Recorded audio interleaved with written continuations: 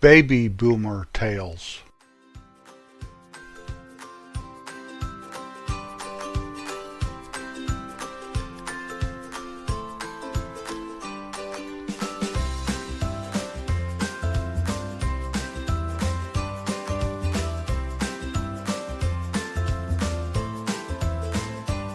Hello, my name is Jim. I'm the creator of Baby Boomer Tales. I'm going to be 75 soon, but today I want to go back to when I was about 12 years old in my little hometown up there in north central Colorado Rocky Mountains. I'm going to walk up Zero Street, turn a left on Garnet Street, walk a block down Garnet, and then walk back down Mesa Street. I'm going to do this while I'm 12 years old, but once in a while, 74-year-old Jim will interject some changes or some side notes or something, so I don't have to go back at the end and try to piece it all together. So I hope this will work out okay. I'm standing in front of the Dairy King on the south side of Main Street. Main Street is called Agate Avenue, but everyone calls it Main Street. I look to my left and I see Mr. Wiggs' little bait shop there, right next door to the Dairy King. And I look to the right and there's an old building standing there, but on the other side of that building is Pete's Mobile. That's where Dickie and Petey live. I look across Main, and clear over there, kind of over to the right, is the Stone Lodge and Garage. That's where my buddy Wayne lives. Him and his brothers Ray and Lee. But I'm walking this walk today all by myself. Just me and you. So let's cross Main here. You gotta watch out for the traffic. They cruise down Main Street 45 miles an hour, 50 miles an hour. Speed limit's 30 though. So my mom's always worried about me getting hit by not paying attention, but I'm paying attention. Here we go. Ah, ooh, yeah. Ah, I'm across. There, walking north up Zero Street. This town was laid out 0 through 6 streets. They all go over to the east, 1st, 2nd, 3rd, 4th, 5th, and 6th. And going north, the streets are named after rocks. Agate, jasper, topaz, garnet. Yep. On my right there is the Grand Bar. That is a big building with a big old parking lot. On the left, my cousin Bonnie lives. Yeah, that little motel or motor inn or whatever you call it right there. See the rooms? They're back beyond Bonnie's house there. Keep walking. There's the alley. And this big vacant lot, yeah, you can see all that stuff for park lumber there on the right. On the left's just a gully where they put the snow in the winter. In the summertime, if you have anything like extra rocks or gravel or something you want to get rid of, you can dump them in that gully. Here we are on Jasper Street. On the corner across the street to my right is the grade school. I went to school from kindergarten through the 5th grade right there. 1st grade through the 5th in the big brick building. Yeah. Yep. And that little white building next door to us where I went to kindergarten.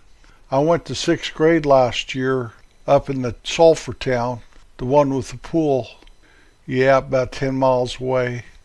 On the left, well, that's kind of a vacant lot there. But as I keep walking, you'll see the playground on my right. If you look clear over the end of the playground, there's the Little League field. Boy, I spend every summer day there. I do. On the left is the park, and the rest of the time I spend it right there in that park, playing football. Later, when I get older, I'll be playing frisbee. Car doors open, the 8-track playing music. Now, this street I'm walking on right here, right now, someday they'll just do away with that street on this block. I guess make it all inclusive of the park and stuff, I guess. I don't really know. I don't live there anymore. Hard for me to imagine I'm not going to live in this little town when I become an old man. It's hard for me to imagine. 74-year-old Jim speaking now. Even that old grade school building's not there anymore because of circumstances I won't get into today. There's a brand new state-of-the-art building standing there where that old school was.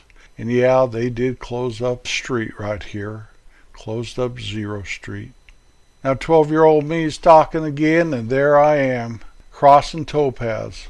On the right is a white house on the corner there, and I don't know who lives there. I should know. My brain just can't remember. Later on, when I was about in my 20s, Glenn and Cindy lived there, and I used to live down the street where Jay's grandmother lives now, when 12-year-old me. One day Chris broke her window playing baseball, and she came out, dared us to come get that ball. And none of us, not even Coach, would go over there and try to get that ball from her. Well, on the left, right there on the corner of Topaz and Zero Street, that's Keith's house. Keith and I were born just hours apart. Very, very good friends my whole life until he moved away. We were on the same bowling team together. We did pretty good. I thought we did pretty good. Keep walking, and on the left there's the alley. Going to the left, if you go down that alley, you'll see Randy's house. I went to school with Randy from kindergarten till we graduated.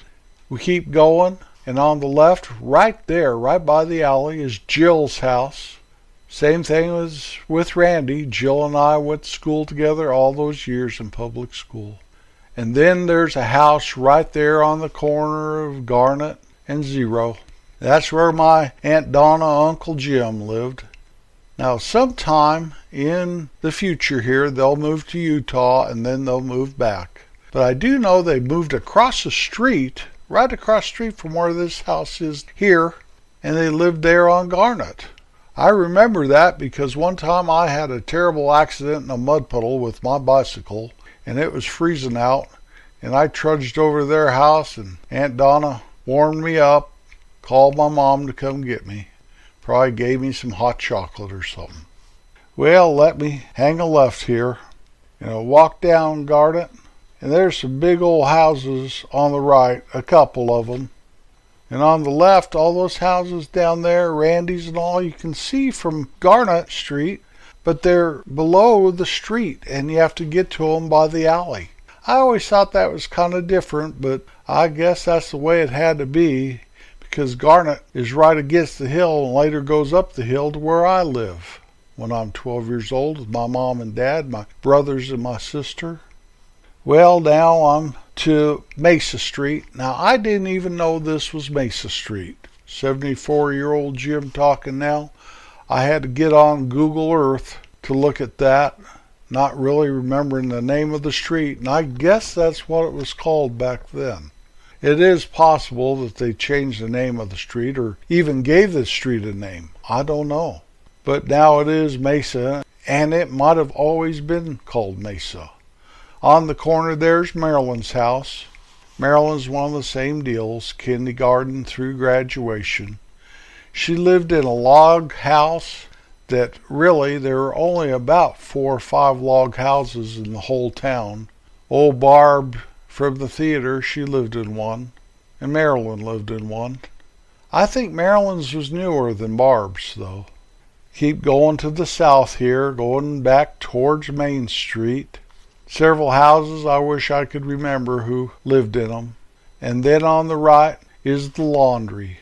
Big old building, employed a lot of people, did all the laundry. Not a laundromat, not like what's down there by Olson's on Main Street. No siree. This is a laundry where they do all your laundry for you.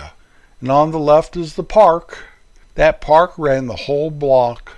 It was perfect for playing football games in. Keep walking, and on the right, that's the high school there. Next year, that high school basketball team will play in that gymnasium and win the state high school basketball championship in our class. I think we were a smaller class than those Denver schools, but those guys are really good. On the left, Now here in a year or two, they'll make that the ice skating rink. Right now they freeze the infield of the baseball field, but later they'll make an ice rink out of this vacant lot across the street from the high school.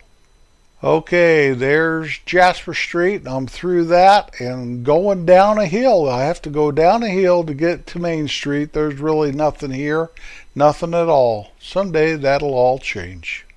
Well, I'm back on Main Street. Now I've got to trudge up. There's kind of a wall here, and I'll walk back up the hill. I'll end up going past the Grand Bar and the Stone Lodge and Garage and the bank. And there at the Conoco, I'll turn a left on First Street, and I'll walk up the hill towards my house. I hope you enjoyed our little walk today. If I wasn't riding my bike, I was walking everywhere. And there's a lot of hills in this town. It's a wonderful town. It's the best town I could have imagined to grow up in. There are people and places and things that will always stay with me in my heart. And I even still know a few of those people in that town that never really quite left. I always thought I would be one of them. But you know how time does. Time will throw you a curveball or take you somewhere you never even imagined. So here I am in Kansas, remembering fondly my little hometown.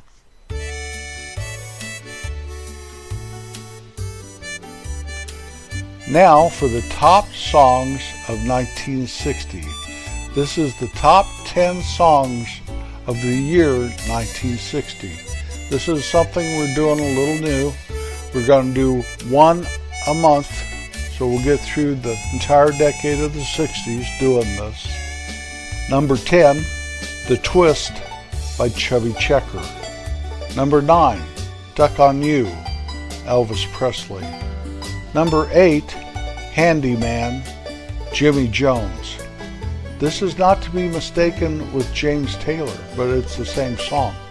Number 7, It's Now or Never, Elvis Presley. Number 6, I'm Sorry, Brenda Lee. Number 5 by Mark Denning, Teen Angel. Number 4 by Johnny Preston, Running Bear. Number 3, Kathy's Clown, the Everly Brothers. Number 2, He'll Have to Go, Jim Reeves. And the number 1 song for the entire year of 1960 by Percy Faith, Theme from a Summer Place. I think this has been pretty interesting today for me.